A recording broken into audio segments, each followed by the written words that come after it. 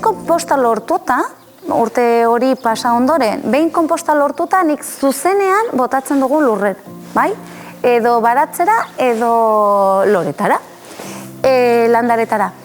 Eta hori zergatik, ze kalitate oso onekoa baita. Adibidez, inausketa hondarrak egurra dira, eta beste batzuk, tamaina handikoak, denbora gehiago behar dutena konpostatzeko, orduan baetik pasatzen dugunean, konpost soltea eroriko da, baiaren zuloetatik, eta hori ja, erabili daiteke, zuzenean bota daiteke, baratze edo lorategian. Konposta lurra ongarritzeko da.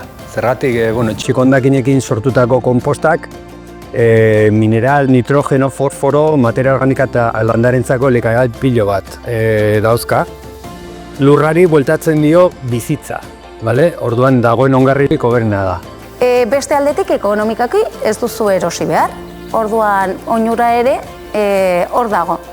Eta gero lortzen duzun baratzean eta lortzen dituzun loreak ze politak diren.